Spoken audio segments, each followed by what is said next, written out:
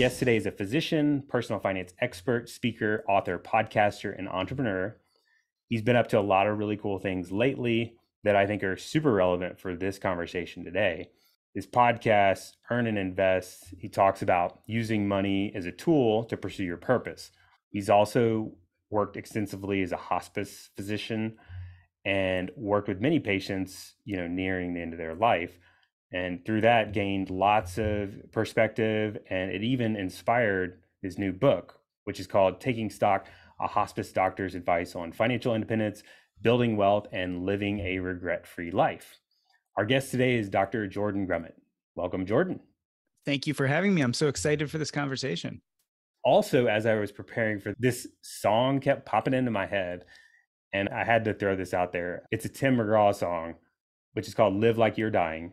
I knew you were getting there. I heard it in my head as you were saying. I was thinking of a song. I'm like, I'm hearing it. Yeah. I mean, I kept thinking of that song as I'm like digging into kind of your message and what you're all about. And it's about a guy that's like gets the news. I'm sure all y'all listening have heard it. It's about this guy that gets the news that he's dying, and the way that he handles it is more of, a positive view, and almost looks at it as a blessing.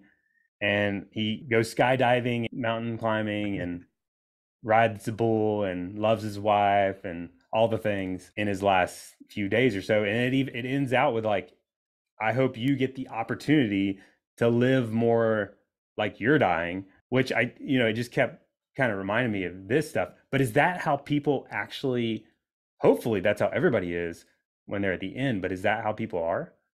Well, I think it's how people are in the end. The problem is it's not how we are every day. So what I like to tell people is you are dying. It's not if.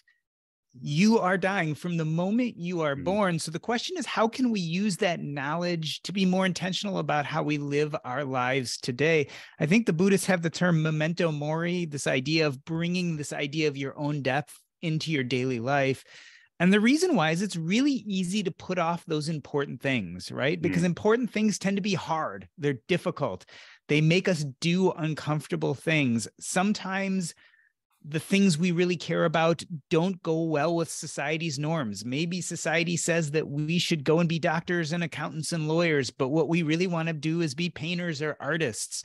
So there are all sorts of reasons to put aside those things that we really want out of life, as opposed to thinking about them today. The problem is, we're not guaranteed the days, weeks, or the years. My father died when he was 40 years old suddenly.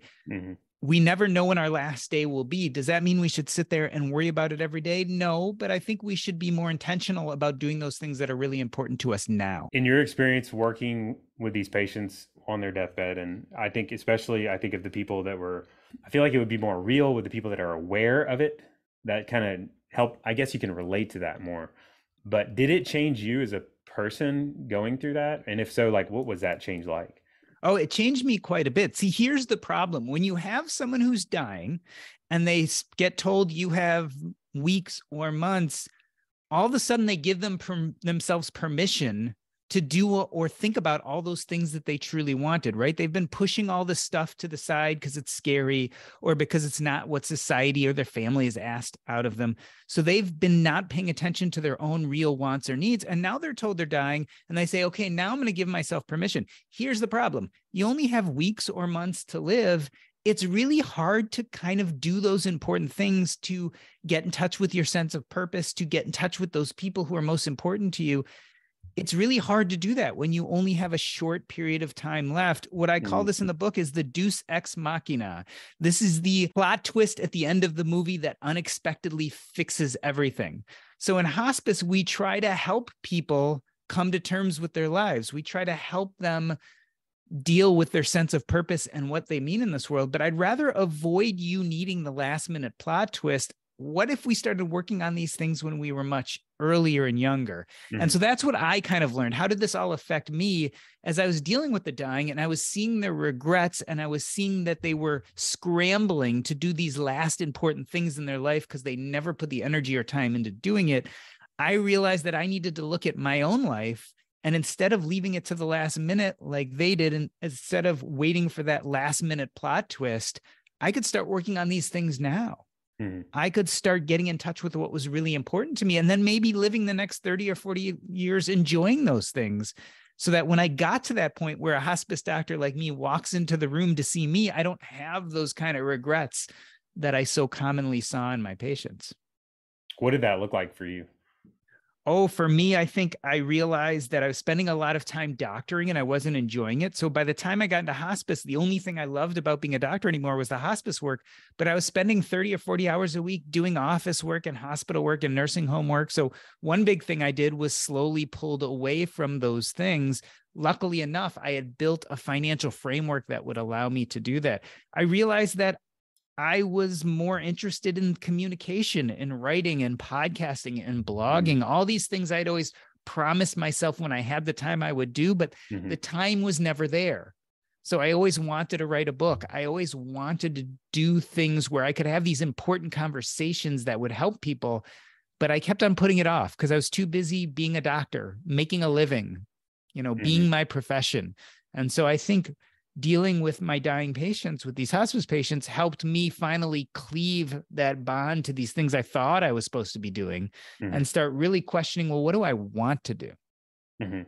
Yeah, it's so interesting that we're chasing this whole, like, a lot of us are chasing retirement or happiness or whatever, and we're working so hard, but we don't even have any space, so much that we don't even have any space to enjoy it today. And so it's all kind of like future focused. Which is interesting because what's the point of retirement? I mean, a lot of us think of retirement or think of getting to this place where we call financial independence or financial freedom. And we almost focus on that thing, the word retirement or this idea of financial freedom, but we don't think real deeply about what that gets us. Mm. What it should get us, retirement or financial freedom, is the time and the space to do those things that are purposeful and meaningful to us. But why do we have to wait to retirement to do that? Why can't Mhm. we start thinking about those things when we're in our 30s and 40s? And so your average person would say, well, we're too busy working or building a family to do that. But I would argue, well, why can't we incorporate those things into our work, into building a family? Mhm. Why do we again have to focus on the purpose of work is to make money and the purpose of having money is a goal so that I can stop working? That all sounds great, but again, it's this idea money is a tool. We work to build up more of this tool, but then we have to make sure that we use that tool to actually do those things we want to do in our lives. Mhm. Yeah, I think most people will say, "Oh yeah, I get it, like money is a tool." But then if you look at their life, they're kind of caught in this pursuit of more money, or the money is the end goal. So And, there's this and disconnect. it's really easy to make money of the goal. And think about this money is easy because it's quantifiable. You can measure and monitor it. You can set these wonderful goals. And Mhm. then something happens. You reach your money goals if you're lucky, right? You get to that money goal. One of two things happens. Because you made the money the goal, once you get there, you feel empty because you've met your goal and you don't really have anything. It's not meaningful. It's just a Mhm. number on the bank account. So what some people do then is they just double the goal, right? So I wanted a net worth of $500,000. I got there. I don't feel happy or wonderful yet. Something still feels off. So what am I going to do? I'm going to make my goal $1,000,000. That's one problem. The other problem is, let's say $500,000 is your goal and you get to $500,000 net worth. All of a sudden you get petrified you're going to lose it. And it's something called I loss know. aversion, this idea that we're doubly afraid of losing what we've gained than we are of never gaining it in the first place. The reason why reaching these money goals causes us anxiety is because they're hollow, they're Mhm. mirages. It's just a number on the paper. It's just this thing that we've created to mean value or wealth. These are hollow goals and they don't make us feel good. What we need Mhm. to start doing is thinking about, well, what's really important in our lives? What do we want to accomplish? And once we move past that, then we can see what money can be used to do for us. Mhm. And these are more durable, tangible goals that actually give us some modicum of happiness versus just some net worth number, which we think is going to make us happy. But actually, most people get more anxious as they get closer and closer to that money goal. Yeah, and I think the science backs up. A lot of research has been done on that, and I think it all backs this up. I'm curious if some of these people nearing into their life, were some of them, doing it right? Like, had some of them kind of like really just, knocked it out of the park on, like, they were in touch with their purpose? There are plenty of people who live really good deaths. I've highlighted in the book a lot of people who had regrets. And the Mm, reason why is I wanted to show how these regrets could translate into making a better life for us as people when we're younger. But the people who start thinking about purpose, identity, and connections early on in their life actually tend to get to the end of life and don't have these regrets. There's not the mad scramble to accomplish all these things because they already have. But it is still the rarity in the sense that most people don't really want to face these tough questions of what's really important to me and how do I achieve it.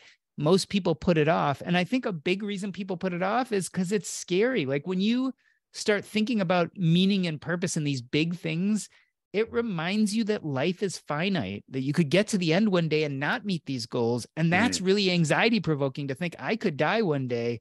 Maybe I won't achieve what I want. So instead of even thinking about it, people just put it off and concentrate on the easy stuff. I think money is an easy thing. It might not be easy to make money, but you know the steps. Like, you know, I could get a raise at work. I could get an extra job. I could start a side hustle. I could invest more aggressively. Like these all are answers to simple questions. But then when I say, well, who do you want to be and what do you want out of life? mm. That's a much difficult question. I think it provokes a lot of anxiety. And I think some of that anxiety is tied to the fact that it reminds us of our own mortality. I mean, it's an evolving thing. If you're kind of caught up in this perfectionist mentality, I think it's like there's no perfect answer for that. It's like impossible to perfect your purpose and future self, and it's evolving over time. Do you think there's specific challenges physicians face? Ideally, we're all living a regret-free life, but as a physician, do you think it's particularly challenging? Oh, I think it's very challenging. One is there is a huge societal pressure to be doctors and what being a doctor means. So anyone who wants to step out of that narrative really faces a huge backlash.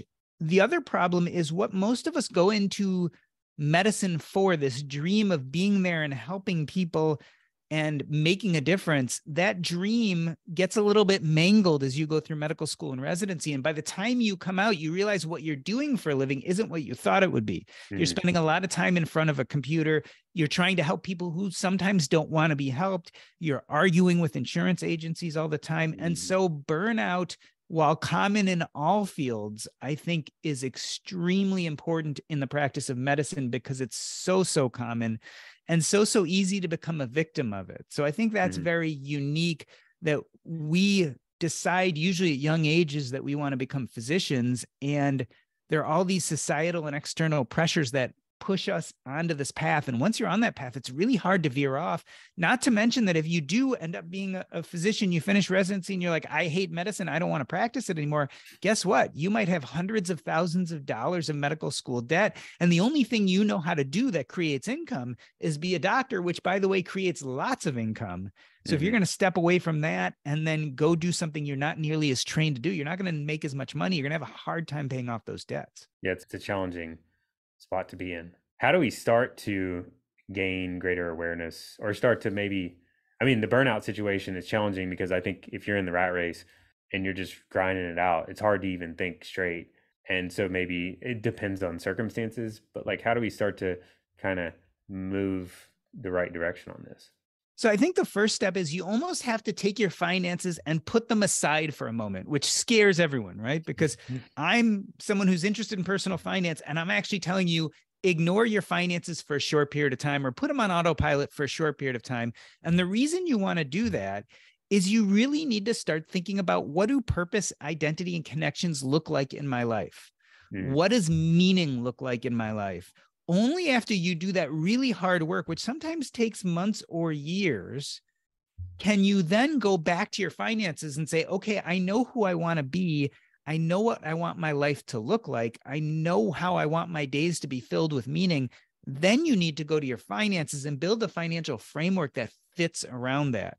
mhm, Now, of course, that leads to a very difficult question, which people struggle with all the time is, well, how do I define my sense of purpose and identity? And that's a mm, whole nother conversation that gets into what we were talking about before with things like a life review. There's lots of exercises we can do that help us start getting in touch with who we are and what we want out of life, that help us see through that kind of mirage of wealth, let us see past money and net worth and start thinking about the more important things like, how do I want to spend my time? what do I want to contribute to the world? Who are those people I want to touch, and in what way? How do I want to be remembered by my children and grandchildren? Mm-hmm. All of these kind of big questions get us past money and make us think about what's really important to us. Yeah, I think the natural tendency is to focus on the money first, like you're saying. I was looking at some of my goal setting from when I was early in my career, and it was exactly what you're talking about. It was like a, net worth and income. Yeah. And then I think Yeah. I had like a 5-year goal of like needs to work on relationships and spirituality or something like that. I'm like, well, I had it all backwards, and I think that's Yeah. common. I think it's really common. And again, it's very comfortable because if you think about your list, you knew the steps to take to get to a higher income or to be higher on the professional stratosphere, whatever was important to you there. But it's kind of amorphous when you start saying, well, how do I become more spiritual? How do I work on my relationships? Like that stuff is more difficult, more time consuming, and in some ways more stressful. So it's easy to put it aside. But again, when you flip the script and you realize that money is just a tool to get you to those other things, then you realize, well, I need to know what those other things are first before I then build this tool to support it. How can we know if we're headed on the wrong path? I think of maybe symptoms that we can say, maybe I ought to really, because it's hard to self-diagnose this kind of thing. But I'm sure there's kind of like warning signals. It doesn't feel good. Mm. So let me tell you about what happened to me. I had been identifying myself as a doctor for most of my life. My father died when he was 40. He was an oncologist. He had a brain aneurysm. He died while he was rounding at the hospital. I was 7 at the time. And like lots of little kids, I somehow convinced myself it was my fault, right? As a kid, you see everything through your own lens. Mm. And because it was my fault, the way I was going to make up for this was I was going to become a doctor and I was going to fulfill the role that he couldn't because he died young. And that became really purposeful and even in some ways joyful to me. This is what I was going to do for a living. I would do it even if you didn't pay me. This was the thing for me. It was very purposeful, but something happened. I went to residency in medical school and I had almost no medical friends. All my friends were excited when they became residents because they could hang out in the doctor's lounge. And I felt so uncomfortable there. And finally, when I was a doctor and I was practicing, my wife and I would go to parties and we'd meet new people. And I would almost be embarrassed or ashamed to tell people what I did for a living, which is crazy because there's nothing shameful about being a doctor. It's a very proud profession. But what I realized is I was wearing this identity on the outside like a cloak that didn't match my identity on the inside. And so I had to do a lot of work to figure out what my identity on the inside was. And I realized that it was as a communicator, a writer, a podcaster, a public speaker. Once I recognized this disconnect, I realized how uncomfortable it was making me feel. So how do you know you're on the wrong path? It doesn't feel good. You feel disconnected. You surround yourself with peers who are excited about the things you like to do, but you don't see or feel the same joy they do while doing it because you don't fit.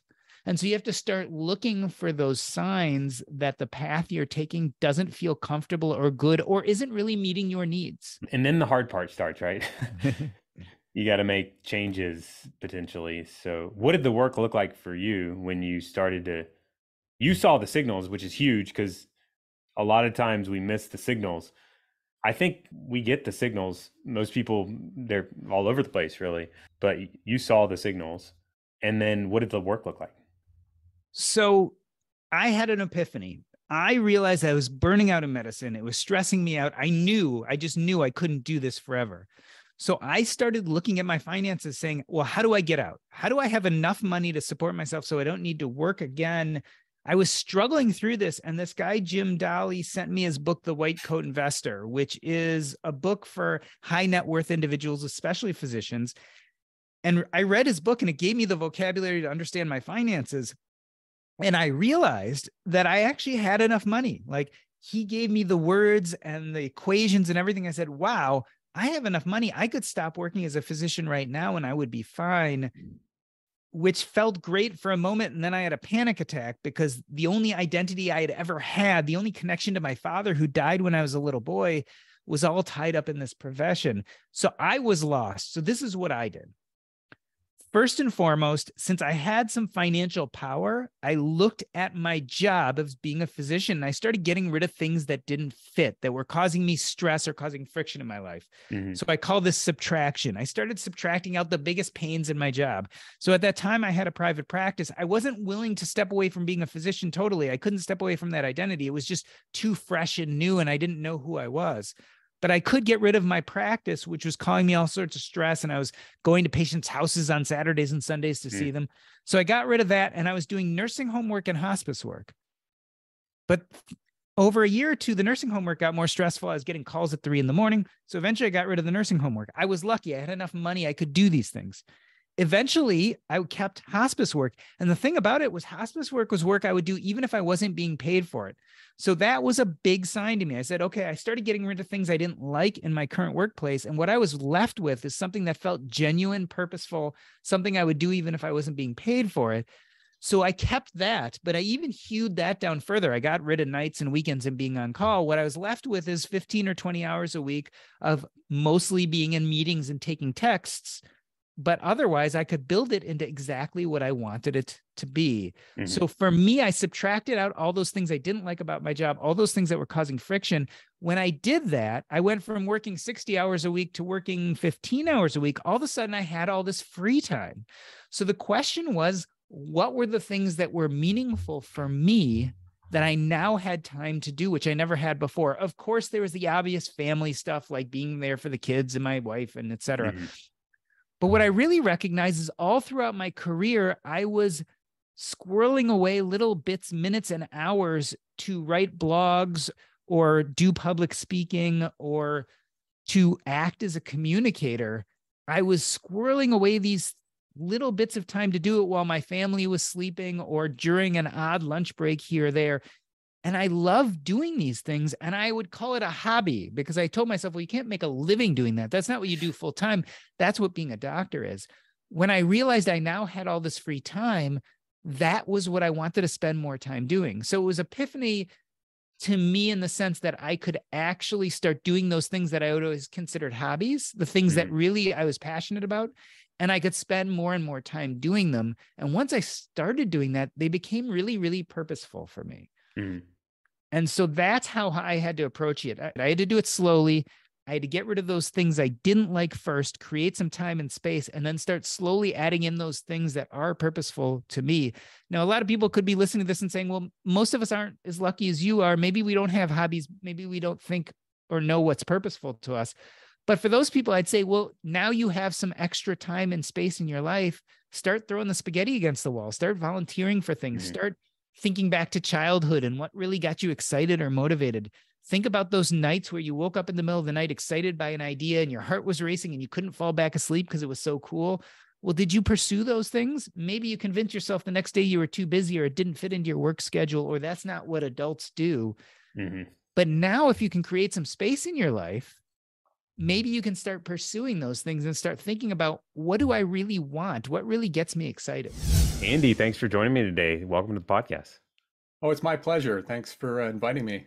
Yeah, I think it would be good if you could kind of give us a little bit of a backstory on you, like kind of how you got to where you are today. Yeah, a lot of this is very much on the things you've talked about in previous podcasts, particularly about the rate of burnout, the unhappiness among physicians, the FIRE movement. So I guess I could take you back to about 4 or 5 years ago. So I was working as a sleep physician at a very large academic center, and I was a few years into my practice, and oftentimes changes are made through sentinel events. And I had a series of sentinel events. The biggest one is, out of the blue, I developed a life-threatening form of cancer. And this was back in 2018. And so for your audience, you know, a lot of the things you've touched on, the time to get disability and life insurance was yesterday, because I basically had no health problems, maybe a little overweight, maybe very, very stressed out at work. So those were my risk factors. But I'm facing a life-threatening cancer and I'm not prepared financially for it. And that kind of made me reflect both on how I was living my life in terms of what I was doing as a career, how I was spending time with my family. And that was probably my sentinel moment. I wouldn't be here where I am today had that not happened.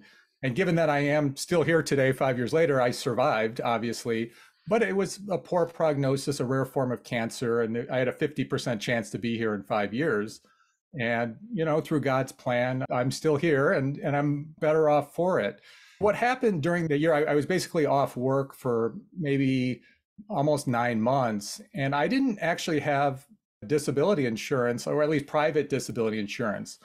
I'm married to another physician. So my wife works very, very part-time as a pediatrician. And our plan was, hey, we're going to just, if anything really, unlikely were to happen, she could always just work full time. That's easy. She's the insurance. Something happens to me. And while I was reflecting on this during my year where I was basically in the hospital for more than a month and a half and getting chemotherapy and surgery, I thought to myself, well, that's bad because my wife's not working now and she can't take care of the kids because she's taking care of me, and she can't work because she's taking care of me. It would be nice to have a disability plan. And we did have one through the university, but that was limited. That could have run out. In fact, it almost did run out. And I had nothing in place. And that, if that's not a side lesson to your audience, I don't know what would be, because I was a healthy person and all of a sudden I could be dead in less than a year. So that's probably a common story for people who develop cancer, but I did not see that coming, obviously. But fortunately, I survived the whole process, and I went back to work in my academic practice, and it really gave me a new perspective on things, particularly a focus on my personal health and my family life, because the biggest factor was, I think, the high levels of stress in my job were one of those risk factors for cancer. You had elevated cortisol levels. A lot of your physician audience will know all of these things that happen to the body when we're under high levels of stress. And being a sleep physician, I had always thought I'm going into the lowest acuity field in medicine. Like, all these disorders are chronic, they're lifelong, nobody's really dying of these things, there's no emergencies. And yet I was completely stressed out in my work. And that gets me to the system. I thought at that point, hey, I'm cutting back. I'm going to cut to 75. And you know what? 75% of miserable is still miserable. Okay. So it didn't matter that I had cut back from 100% to 75%. I was still, almost working, close to 50 hours a week, still working on weekends, even though I apparently got an extra day and a part of another day off. It really wasn't the time, much less like what you're actually doing with that time. And that's really where things started to change for me, because I was given a second life and I wanted to make things better the second time around. This was my second opportunity in life. And it turned out that I was focusing on a condition, a lot of these conditions, particularly the one I'm a specialist in, which is restless leg syndrome. And restless leg syndrome is not valued in the insurance-based medical system. So at the academic center, even though I was an expert in this area, doing a lot of good work in this area, I wasn't really valued as a physician. I was pretty much overworked, not much time for research, not much time for teaching, and I was kind of low on the totem pole. So I was not getting the good assignments in terms of teaching assignments and clinic assignments. So I was working really hard, and I wasn't doing the type of work I wanted to be doing. I was doing research on Saturday morning, and here in Michigan, it's snowing today. I was spending my 70-degree Saturday mornings in May, instead of playing with my kids outside, I was, writing research papers. And that's not what I thought I would be doing when I went into academics, because part of the sacrifice of academic medicine is your salary. So the salary was close to the first or second percentile for this specialty. So, and yet I was working as much as many other physicians who would make maybe 2 or 3 times as much. So I'm taking a financial sacrifice. I'm miserable. I'm not actually doing what I think I'm doing. I think I need a change of scenery. So that's like a direct conflict of your values. Complete direct, because I thought I would be doing a lot of teaching and research. And, the sacrifice for that is you go to an academic center, you take a lower salary to do that. But now I'm taking a lower salary, but I'm basically working private practice because I'm not doing any teaching and I'm not doing any research except on my own spare time. So it really wasn't what I thought I would be getting into. And it turns out that wasn't unique to me, as I'm sure some of your guests have already talked about. And the way the system is, even the academic centers now are becoming businesses. They're becoming businesses where they're making their product being medical services, and their full goal is to make money. It's not to teach, it's not to do research anymore. And these are the most academic of centers. If they're not doing it, certainly not the private hospitals and large physician practices are focused on teaching and research. So it was kind of a crossroads situation. So I was at a conference and I was sitting next to a primary care physician at the conference. And I don't know why we were talking about it, but we were talking about preventative medicine. And she told me, hey, this was Dr. Taki, I could, reference her, but she said, oh, I just started a preventative care practice. It's sort of a lifestyle management practice. And I said, the first thing I thought of is, how can you do that? What, the insurance isn't going to pay for that. How could you even spend an hour talking to somebody about preventative healthcare? And she said, no, I've started a clinic. It's called Direct Primary Care. And this was a few years ago. I had no idea what this is. So getting to talk to her, she actually inspired me to consider going into this area. And so what happened was she had connected me with a consultant who sets up a lot of these concierge direct care practices. I was talking to him about ideas. And he thought this would be a great idea for me. And he was right. It was a great idea. But what happened was I'm sitting here with no life insurance, I had life and disability insurance, but it was through the organization. I didn't have independent life and disability insurance. So now I'm coming a few months off of a life-threatening form of cancer. I might not be alive in a year. Am I going to go off and start my own primary care practice with no protection for my family? The financial, I guess, it wasn't a mistake. It was like a financial lack of awareness back then caused me to change how, what type of career move I made. So I said, that's a great idea. I can't do that. I need to take a job at a major medical center where I'm going to get life disability insurance. I'm going to have a salary, an annual salary. I can't afford to take this risk. And so that's what I did. I ended up right before the pandemic taking a second academic job. And it turned out it was the exact same experience, if not, more extreme than the first one. So it wasn't just the medical center, bad luck. I go to a second academic center, it's the exact same experience.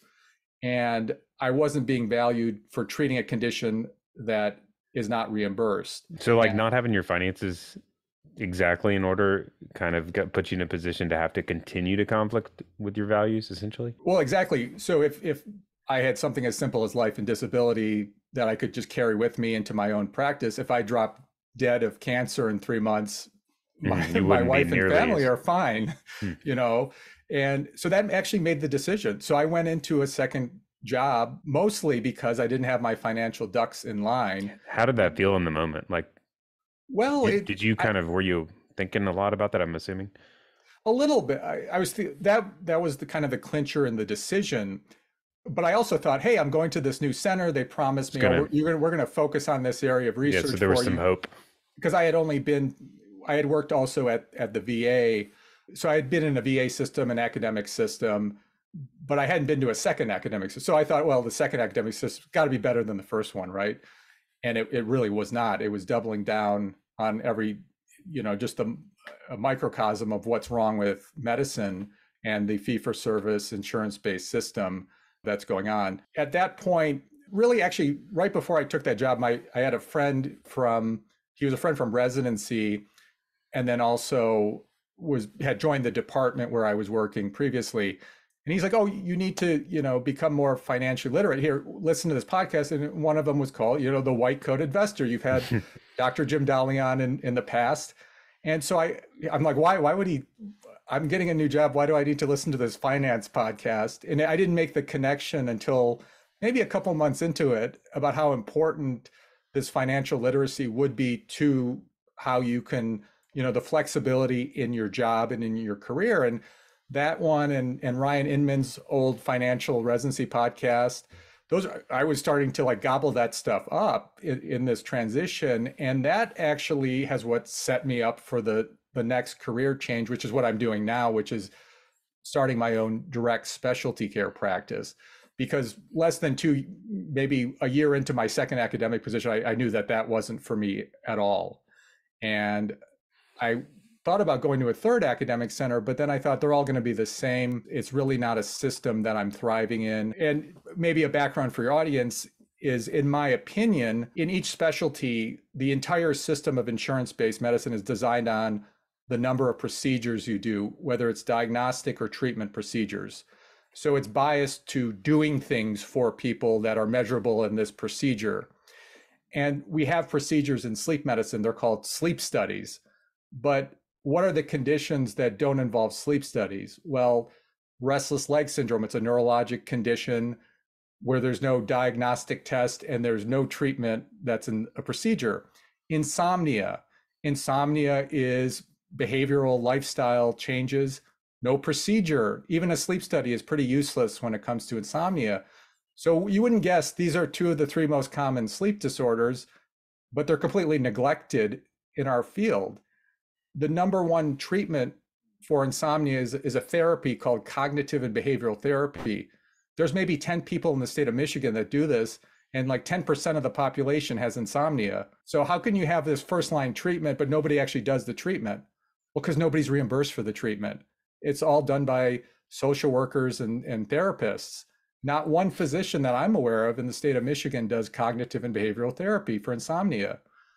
So you got this disconnect of the system with the actual science, the actual treatment of the condition. And that was true for my biggest specialty, which was restless leg syndrome. And because it wasn't valued, I felt like, hey, how can I serve my patients, particularly the complex ones who are being ignored in the system? I can create a practice where they actually would pay to get the treatment that they deserve. And that's how I could reason it from a business standpoint.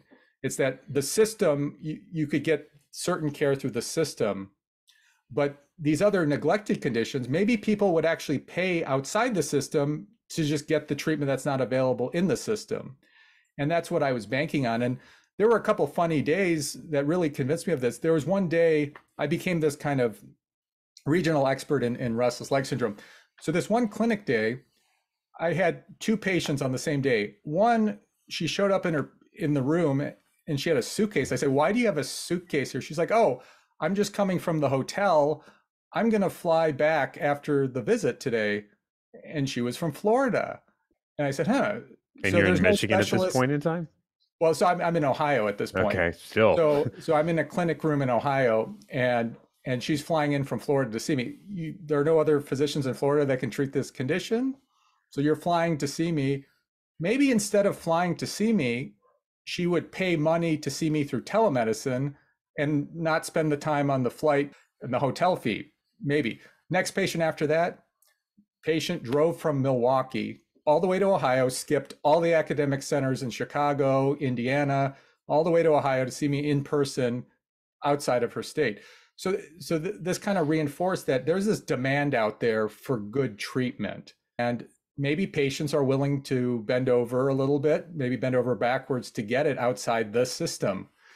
So that was really the impetus. That's where I thought from a business standpoint, direct specialty care can work, because we had only heard about it really through direct primary care, which makes sense. You don't want a 10-minute visit with your doctor. You might pay a monthly fee to actually get good care for like an hour whenever you need it, and have a personal relationship with your doctor like how it used to be.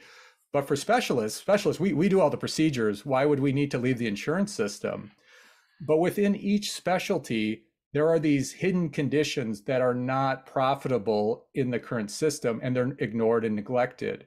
And there's a huge market for that. And this was my business justification in part. And so that's kind of where I got to the point where, hey, I could either take another academic job and it can be the same miserable experience, or I can start my own practice. And I was actually inspired by my mother. So my mother started her own business toward her retirement years. And, not to coincide with finance stuff, but she's an investment manager. So I know half of your index fund audience is cringing. She's a portfolio manager. So she invests in stocks, small groups of stocks for people who are investing money. She started her own business long after the kids were out of the house and my dad was close to retirement. I said, why should I wait my entire career to start my own business? I can do it right now. My mom can do it. Why can't I do it? And my mom's still, she's At Fern Capital Management, she runs her own business still, like right now. So why can't I start my own business? I've got my whole career ahead of me, hopefully.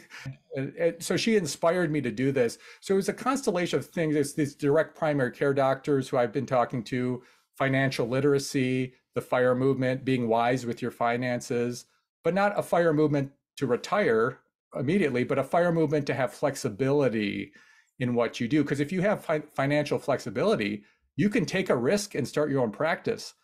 Because with my current direct specialty care practice, if I went out of business, guess what?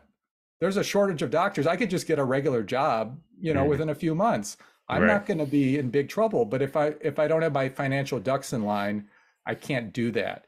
So that's kind of the confluence of the system being broken, becoming financially reasonable as an individual, and being entrepreneurial. And I think that's possible for many, many doctors who are upset with the system. Yeah. And it's you've kind of described it well. I think it's multifaceted and like it requires varying skill sets, and they apply well to life too. Like financial literacy, I would advocate for anyone, whether you're starting a business or not. I mean, that's like just a very foundational, healthy thing to do. And even, having a focus on health and family, like I think it's difficult for a lot of people that are like stuck in the grind and in conflict with their values to even get enough of a second away from that grind to even like think about like what's most important, and am I actually aligning with it, and how do I do something different to kind of get away from that. So it's a lot of different factors that kind of have to come together, and then you have to get prompted with these ideas. Like you said, you happen to be introduced to the idea sitting next to a colleague. That's fantastic to kind of get that. It's like the seed gets planted right there. And then all these other things start happening that like germinate, it's growing all of a sudden. And then boom, you're rocking a business. I think when you're looking at it on the front end, it's super scary. A lot of people, I think fear is the number one thing people deal with when they start. I bet people listening right now are like, oh, that seems scary. But I would kind of take a step back. Like the problems I think a lot of people I see going through in healthcare are also scary and in conflict with their values, like having that be, I mean, what's the cost of working in a environment that forces you to conflict with your values and over a lifetime? I mean, over a career, I mean, what's the cost? That's huge. And when you kind of start to look at it a different way like that, that can kind of get you that motivation. It seems like for you, it was just a combination of factors that gave you that courage. Like, or was there this, I mean, was it your mom? Was it just, or was it a combination of everything that kind of came together to give you that motivation to kind of go into the unknown and take the risk? Well, yeah, it was a combination because you can't do things where you don't have people who have gone before you. I guess in some ways this is there. In terms of direct specialty care, I'm only aware of about 3 or 4 sleep direct specialty care clinics, and they're actually growing now.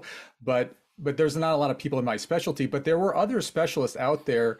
The Direct Specialty Care Alliance had a listing of doctors, and there were maybe 5, 6 or 7 at the time, and that's grown even since I started my practice. But I went to their websites. I said, oh, wow, there's a cardiology physician doing this. There's a podiatrist. These are procedural based fields, and they still are finding a way to do well, because cardiology is a lot of procedures. But what about preventative cardiology? What about neurology that involves long-term management of things like migraines or other neurologic conditions that don't involve procedures? Rheumatologists who manage these chronic conditions that have no procedures involved. So I said, well, they're able to do that. It actually was inspiring to see just a handful of people in the country doing this. And then you obviously have the direct primary care groups that are, I think, growing exponentially. There's no doubt that direct primary care is going to work in most cases. But for direct specialty care, that's relatively even newer concept. And with the patients I was seeing, I was restricted to these like 20-minute return visits. So I even had a patient from your, Lexington, drive up to Cleveland, 6-hour drive in a 20-minute slot. You think the patient deserves a 20-minute visit if she's going to drive 6 hours to see me? And I needed 2 hours with her. So I said, why can't I create a clinic where the patients get the time they need, they get the follow-up, and they get the correct management of their conditions? Because a lot of this is like the conditions are being mismanaged because people just don't have time to see the patient, time to go over behavioral modifications of things that are time consuming, and don't have time to read about the conditions because they're on to the next patient. They see 30 patients a day. You don't have time to read about something new you ran into at the 8 o'clock patient if you have an 8:15 patient right away. So that system was so oppressive to me. I couldn't just do a 20-minute visit. I have to have time with the patient to get it right. And I talked to some of my colleagues from fellowship and I said, is there something I'm doing wrong? Can I be super efficient and see these patients in 20 minutes? And they're like, no, you can't provide good care without time, no matter how efficient you are. And the system that involves volume of patients is in conflict with high quality care, which you can't get around time, education, counseling, behavioral modification. That stuff is fundamental to health. And you can't be super efficient and get that done in 5-10 minute visits face to face with patients. So I either had to compromise my care or find a system or leave the system. So what I did was, I was thinking about leaving the system. I had looked at non-clinical jobs like many people in your audience have done, and that be side gigs, but even side gigs as a full gig, that's become really popular, unfortunately, for doctors. And so the direct specialty care route ended up being the kind of the escape valve. Yeah. And I'm almost a year in now, and I cannot believe how liberated I feel. Like I am so excited. I almost want to work more than I do when I used to, Yeah, dread. it's crazy. I actually I can't find enough time to work now. And because I want to do it, I'm so excited about the type of work I'm doing. It's been great. So I don't know if you want to kind of transition into the type of practice I've set up or, Yeah. I mean, that I can so relate to that. For me, so I kind of had a similar experience in my career, and what I had like a more of a ultimate like when I came to grips with this idea in my head, it was over, game over. And the idea was that I realized in financial services, the traditional system, that I couldn't provide the best possible advice for my clients. And there was an alternative where I could do better. And when I kind of came to that realization, I'm like, I'm out. I got to go today, So it was very quick after that realization, because I think most physicians I know are very dedicated to like the patient and taking good care of them. And I think if you can come to that realization that, and I mean, in some cases you are able to provide the best care. I'm not trying to say physicians aren't able to provide the best care, but in a lot of situations you're not. And if you can admit that to yourself, the system is not going to want you to admit that, I don't think, because there's an incentive to continue to have you there. So you have to do that hard work yourself. It's a complicated thing. I mean, you have to look at yourself. You have to look at your finances. You have to look at, what's most important. And that's why your story is so great, is you kind of had all these experiences and looked at all these different areas of life. And you had this wake up call too, that was kind of like a, second chance at life, which, really, I'm sure really emphasized that importance of, time is, life is short and you never know what could happen. So what's the point of working in a terrible job that conflicts with your value, especially if you don't have much longer to live? I mean, family, I know you've already said family is important, and, you got to carve out the time, but now it sounds like you're on the other side of the coin. And that's what I've heard this story over and over again. It's like when you can get in a place where you professionally like start to love your work, then it's totally different. You still have these pools between like life and family and, all these different values, but like the work thing is pulling at you because you love it and it's re-energizing.